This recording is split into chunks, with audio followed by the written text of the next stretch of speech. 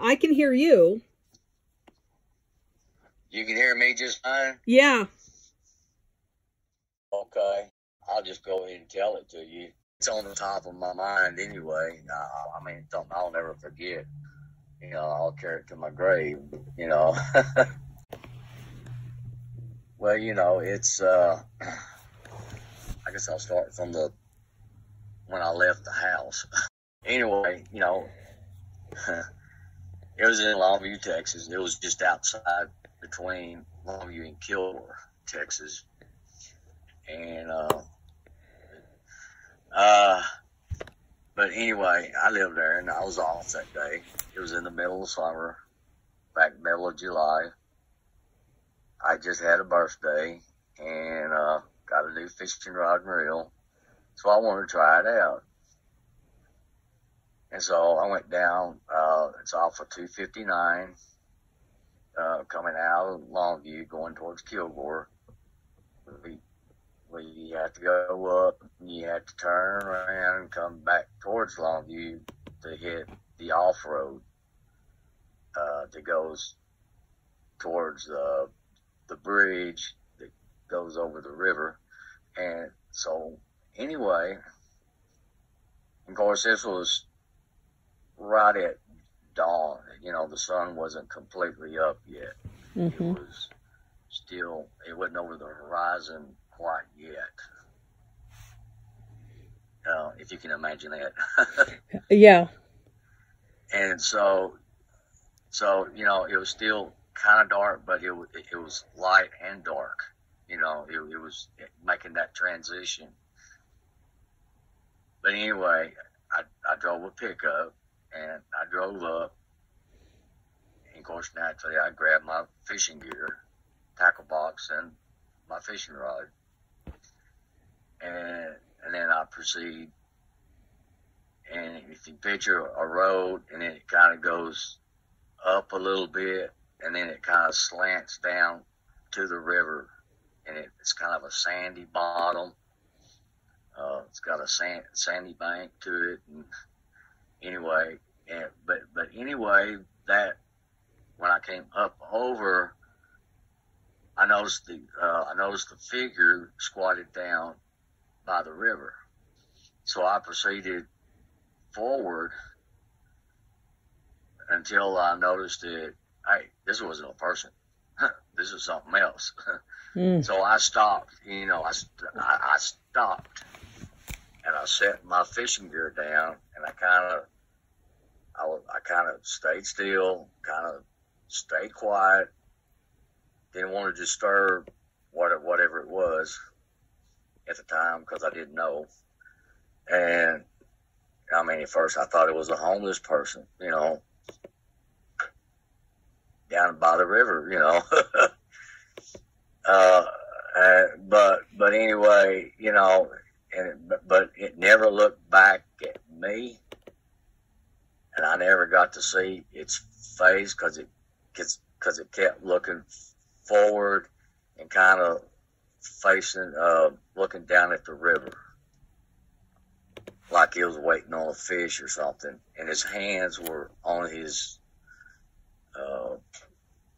he was squatted down and had his arms resting on his knees or thereabouts, you know. And his feet was pretty good size. I mean, I can't tell because then I didn't know what it was, and I wasn't into measuring footprints and stuff like that. So, but, you know, this thing was huge. We're talking 8.5, 9 foot. And 4.5, 5, maybe 6 foot. Well, not 6 foot, but his shoulders were wide. Didn't have no neck. And it was conical. His head was conical, kind of. I mean, it wasn't real sharp, but you could tell it came up, and there was looked like a crease in the middle of his head. His head was, from what I could see of the head, it was conical and kind of rounded type head. Mm-hmm. It wasn't elongated. It wasn't an elongated face. It was more. I mean, without seeing the front of the face, it's hard to tell how long his face was. But you could see he was covered with hair. Yeah. Okay. I mean, and it was reddish brown hair. Okay. I knew that. It was reddish brown hair. And he was covered all over. Wow. Wow. And so, it was, and his arms were, probably average long, whatever's average on a Bigfoot, long. Yeah. I could see one of his hands, but I couldn't see the other one because his body blocked it. Uh-huh. And I mean, just like his other foot on his right side of his body, I couldn't see it because it was his butkus was kind of setting low to the ground, and it kind of blocked everything else that direction. Mm-hmm. So it, but he wasn't sitting straight up. He was kind of leaned towards the river, like he was waiting for something to swim by and snatch it. Mm-hmm. And so, and then there was a few trees on the side of me, and there was some trees a little further over from it. So, and of course there was bushes and trees across the river, which was probably about 5 or 6 foot across at the time. Mm-hmm. Because summertime, the river narrows because of not much water coming down through it. Mm-hmm. And so it was kind of narrow where I fish.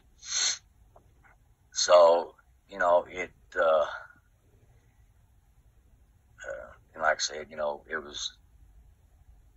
was dawn. I mean, the sun wasn't completely up yet. Mm-hmm. Yeah. And it was already 80. I was already sweating. So, wow. It was already like 80 degrees. Oh, gee. You remember those days? Oh, yes. So I was trying to get there early before it got up towards 100-degree weather. Yes. Smart. So, yeah. So, to get a little fishing in. But due to what I saw, my fishing trip was cut short. Yeah, absolutely. Because I decided, after looking at it for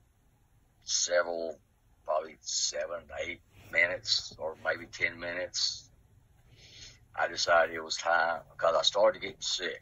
Oh. And it didn't seem to be aware of your presence at all?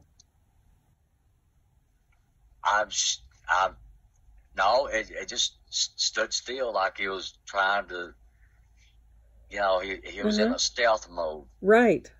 Well, it's interesting because I've heard a lot of people talk about feeling sick after being near a Bigfoot.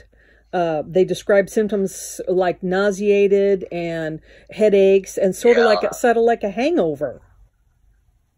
Yeah, that's exactly what I had. Wow. So I figured, I knew it wasn't because I didn't eat breakfast, because I stopped at McDonald's and got me orange juice, coffee. Maybe that's what did it. I don't know, but yeah. I know I know the food wouldn't give you a headache. Oh, no, you're absolutely right. And like I said, I got disoriented Wow. for Yeah. a little while. Yeah. Until I got back in the truck and got headed back towards town. Uh-huh. That's a really interesting story, and that's it kind of it supports a lot of the other stories that I've heard of people that feel sick when they've been near them, even not even touched them, just been in their presence. Right. Did you smell anything? Yeah, and this happened. The wind was blowing. It was blowing from left to right. Mm-hmm. It wasn't blowing back to where I was. I did smell a little discomforting smell. Uh-huh. But, it wasn't. I couldn't smell it as strong as if the wind would have been blowing it right in my face. Right. Yeah.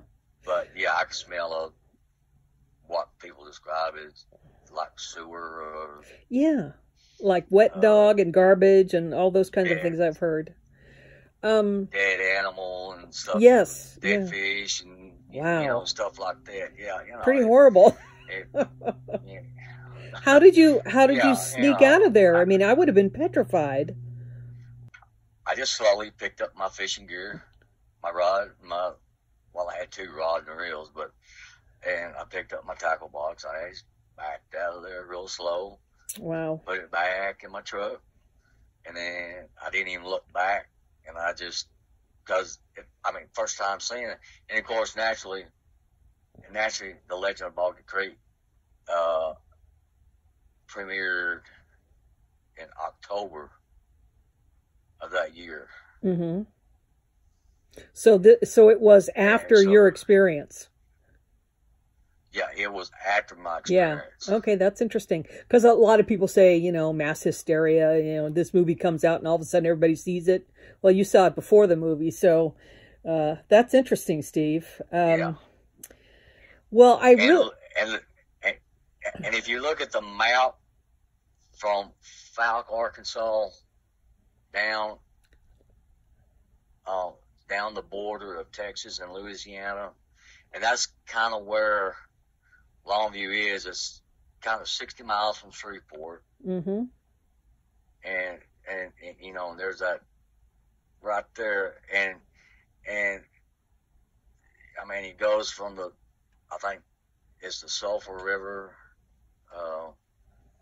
and it comes down and somehow the Sabine River, I haven't seen a good map of the Sabine River, and it kind of, somehow the Sabine River is connected somewhere up there.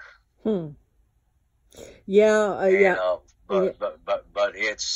But you can see a travel route. Right. That they could travel. Mm-hmm. Mm-hmm. Yeah, they generally will use rivers and creeks and such to get around unseen. Well, that's... And to this day, I don't know if you've heard of it may not be the new movie, but the one that came out last year, in the woods, Something in the Woods. Oh, yes, okay. Well, that happened in Mineola, Texas, oh. which is also on the Sabine River. Uh-huh. Off of the Sabine River. Right. So, and Mineola's not but like 25, 30 minutes from Longview. Mm-hmm. And then they've been sightings in Tyler, Texas, mm-hmm. which is somehow the Sabine River flows by it too. So there's a person that's made a movie before Something in the Woods came out, but it was showing parts of Tyler, Texas, and he was outside of the city limits living in an apartment complex, and there was wood, it was real wooded area, and and there was people from the apartment complex coming up missing. Oh, wow. And so him and his buddies decided they'd go follow the trail. Mm-hmm. And they found, if I remember right, it was 3 nests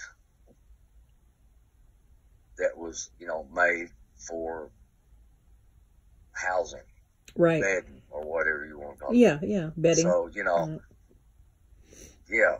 So, and I worked in Tyler, and I traveled to Tyler and back several times. Wow. And I never knew,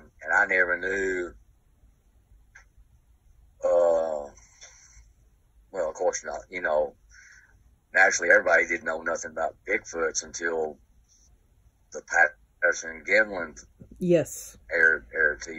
Now, she must have been a slightly different type, a Pacific Northwest type, or the one you see more of in the Pacific Northwest, the like solid dark black ones. And I've been hearing a lot, though, about the reddish brown ones like you're talking about. But he didn't pay you no mind at all. He just was sitting there looking at the water, and so... He never looked back unless he looked back at me while I was getting out of the truck. Yeah. I don't know. Yeah, well, clearly he didn't feel like he had anything to fear. So, yeah, it's pretty amazing. Apparently not. I mean, once I found out it wasn't a person, I kind of got a little bit scared. But I did. But I calmed down, mm-hmm. and I kind of studied this thing. Mm-hmm. With you, having the time to sit and look at this thing, what I would love to try and keep in touch with you, and I'll do a sketch, send you the sketch, and you can tell me where I need to make changes on it. I can make those changes, send it back, and till we come up with something that looks like what you saw. I would love the idea of doing what you're talking about, what you sat there and witnessed for 15 minutes. So is that okay if I do that, if I keep in touch with you and send you my sketches along the way, and you can give me kind of directions? Sure. Okay, great.